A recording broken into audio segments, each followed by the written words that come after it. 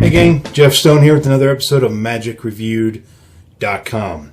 My goal, my mission, my New Year's resolution for the year 2015 is to do a review every day of the year. That's 365 reviews. That's right. I'm up to total for the site 633, which means by the end of the year I'm going to have about 1,000 reviews on the site. Holy crap. Now, when I do a review these days, it's always a written review and a video. So, today is day 15, January 15th, 2015, and it is the 15th review of the year. Lots of 15s there. Now, this is, however, the second video of the day for today. The reason for that is because I screwed up the last video. Yep, I screwed it up. This product right here, P.S. I love you. I'll tell you all about the screw up and everything in a minute, but let me just tell you this. Most of you know that I'm a partner at mylovelyassistant.com. It's, there's three of us. There's Bryce, Tracy, and me. And our mission statement, if you will, our tagline is, not our mission statement, but our tagline is blatant honesty in a world of deception. And I love that tagline. It's what attracted me to the site in the first place before I became a partner over there. And I've taken that to heart with my own spin-off site, if you will, magicreviewed.com. And my mantra is integrity and honesty in the reviews. Regardless, I don't care about the producer's track record. I don't care if they're famous or not famous. All I care about is the product in hand that I'm reviewing right then. I don't even care about the effect. And if you've ever, if you've been following me for any length of time, you know that I say this all the time, that just because I don't like, say, coin magic, doesn't mean that every single coin video gets a bad review. It just means I don't like the effects. I don't like coin tricks. If you like coin tricks, I need to review it for you. Now, I can't review whether or not you're going to like that particular coin trick. So rather than focusing on the effect at all, other than to tell you what it is, I focus on the method. Is the method of the coin trick or whatever doable, or does it require, that you have to go get your body surgically altered to put pockets in your flesh? And that's not exactly a doable method. Okay, so I want to let you know if the method is legitimate. I want to let you know if the ad copy is legitimate. I mean, if the ad copy and the video trailer show a guy holding a coin in the palm of his hand and then no funny moves and it dematerializes and it's gone. And then in reality, when you get the product, you realize, oh no, you have to do this and then cover it for a second, then it vanishes.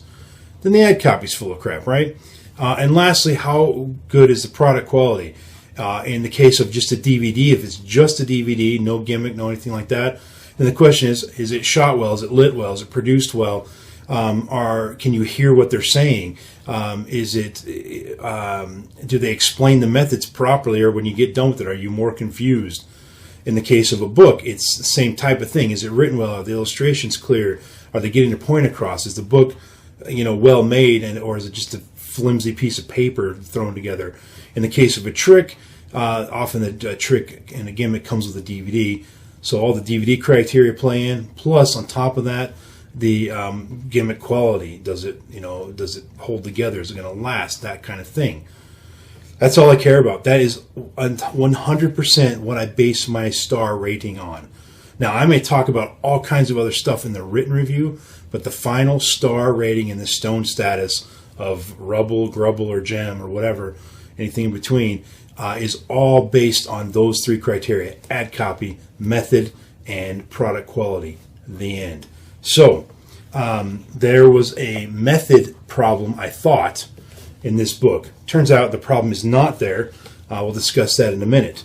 Lastly, before we get there, and at the risk of continuing to ramble like I do lately on my reviews, the reason I screwed up on this review, and I'm not telling you this to justify my actions, but if you happen to have watched the other video before I took it down, which wasn't very many people because it was only up for like a couple hours, but if you saw that video, I mentioned that book weeks, that I do occasionally do a week where I only review books.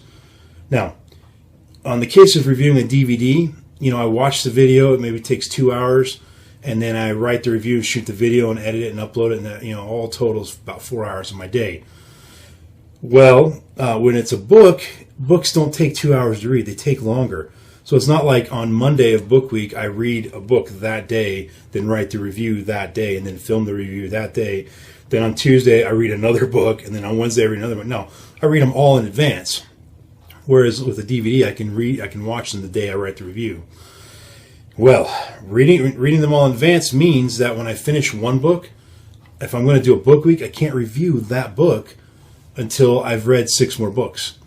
And so my concern was, because I actually asked Steve Shufton for a copy of this because somebody on my YouTube channel wanted me to review it. So I contacted Steve. I don't know him. I never met him. He doesn't know me.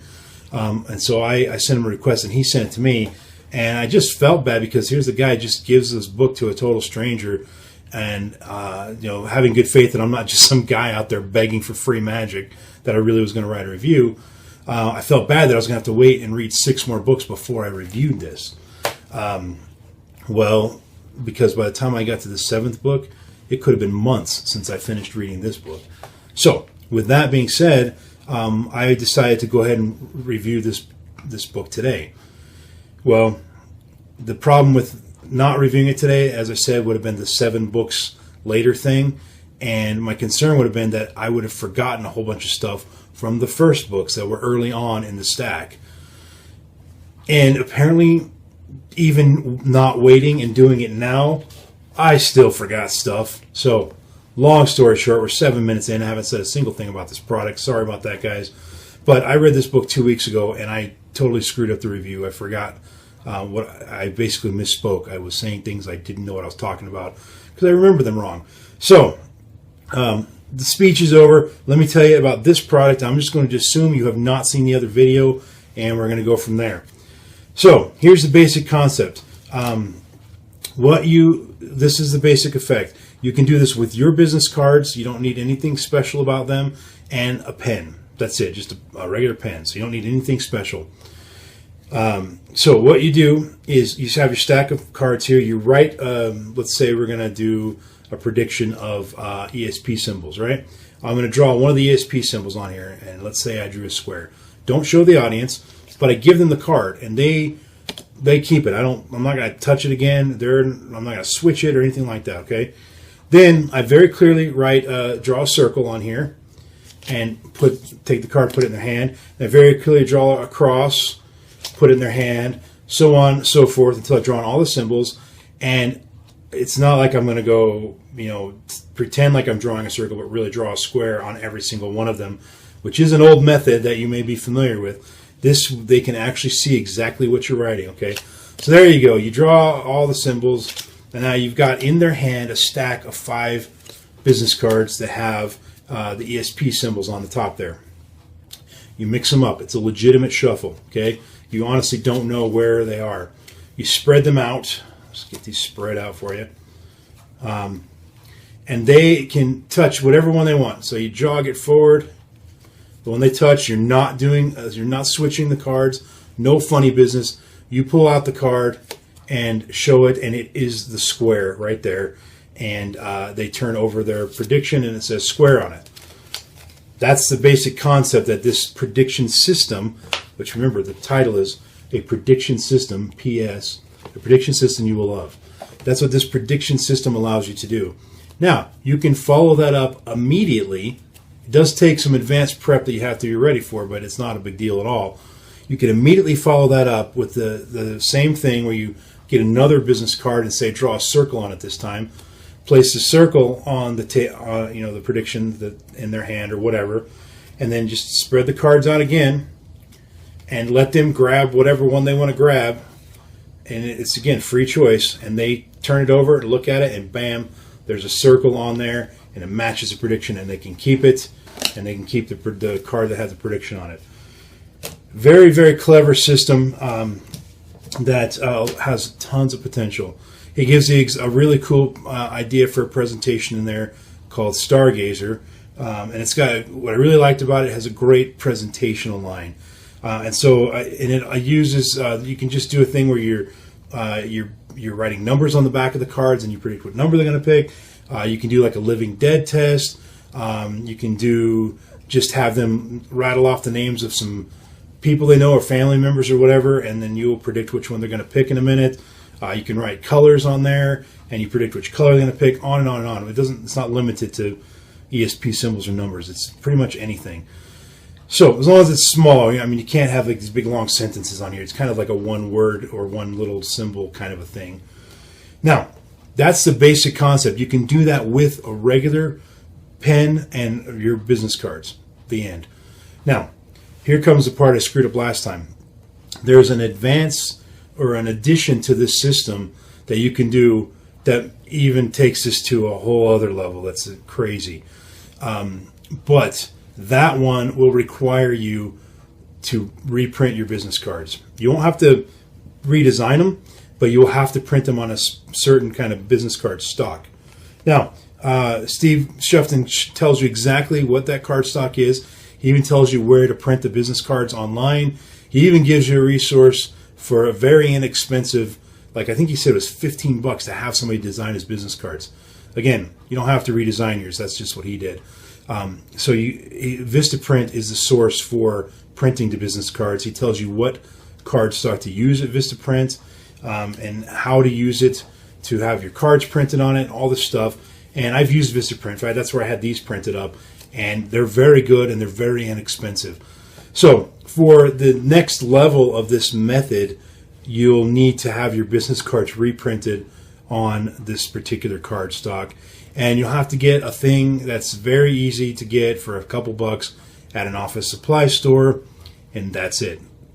It just adds an extra level of power to the method and the effect. Now, using this advanced thing, you can take on some classic mentalism effects like mental epic. He talks about that in here. You could take that on and modify it using this new advanced method where you'd have to get your cards reprinted. That makes it a whole new level of that effect. You can, he mentions Invisible Coins by Larry Becker, or maybe you might know the Max Maven handling of it, which is called Positive Negative. You could use his version, Max Maven's version, using this new system where you'd have to reprint your business cards. So there's a ton of potential here. Frankly, in my opinion, it's worth it to get your business cards reprinted to do this next level stuff. I mean, it's going to cost you, I can't, no more than $20-$30 depending on what you get. I mean, these, I can't remember. It's been a while since I got these printed, but I think I got like 1,000 of them or 500 of them for like $20 or $30. It wasn't very expensive at all. So for this super advanced, awesome new level thing, you do have to get your business cards reprinted, but to do the basic concept that I started this video off with, you don't have to get anything reprinted. You can just grab your business cards and a pen, and the end, you're ready to go. So, enough of that. That's the part I screwed up on before, but my memory before was that you needed to reprint your business cards no matter what effect you're doing, but I was wrong about that. So, that did affect the rating, but now this rating will be better than the original one. So, let's take a look at the three criteria: method, ad copy, product quality. Those are the three things I review on. Product quality, excellent. In fact, this is one of the few books I've read in a long time where I didn't find any typos. I mean, and that's rare. It's really rare. No matter how much you try, you're going to find typos. You're going to miss one. And I could not find any, and I wasn't really looking. I'm never looking. They usually just stand out at you. And typos aren't a big deal as long as they don't take away from your ability to learn. But in this case, it didn't even matter because there weren't any. How well can you learn the effect from reading the book? Very easily. It's very clearly written, very well done. It's a nice looking book, and the paper is not just paper. It's like this nice glossy stuff, and so it's a good quality book. So product quality, excellent. Is the method good? Yeah. It's very simple, very easy to do, and all the stuff that he talks about in the book that you can combine with this concept and principle, they're very doable methods, very simple. Most of the stuff in general has been played around with by different people and different even marketed products in some cases, and these are methods that have stood the test of time. What you get from Steve Shufton is just bringing them all together to a prediction system that I love. All right, So, last thing, ad copy. Now, this is important, guys. Read the ad copy. And there's stuff that you're going to read in there that you're going to go, no, that's not, there's no way that's possible. How could you do that? And I'm telling you, it is. Everything in the ad copy is 100% accurate. So, I mean, you read it and think there's no way it's possible, but it is. Yeah. So ad copy, awesome. Method, awesome. And product quality, awesome. So, to do the main basic effect that's being talked about in the ad copy does not require you to do anything special. Just have business cards and a pen. The bonus stuff, where you use this other thing where you're going to have to reprint your business cards, it is bonus stuff. Now, if it weren't bonus stuff and it weren't an extra thing added on to the basic concept, it might affect the rating a little bit that you have to print the business cards. If you had to print the business cards for all of the effects, it definitely would affect the rating. In fact, it did, because that's what I thought it was in the old video. I originally gave it 4 stars. If this were not sort of a bonus thing, I would give this 4.5 stars. Now that I know that it's not required for every single effect.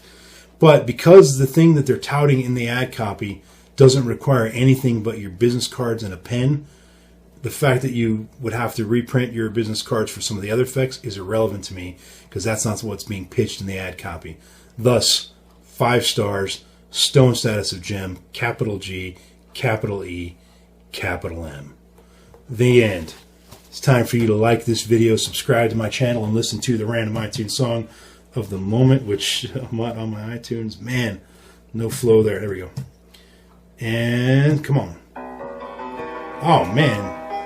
This is some classic country here. Wasted days and wasted nights.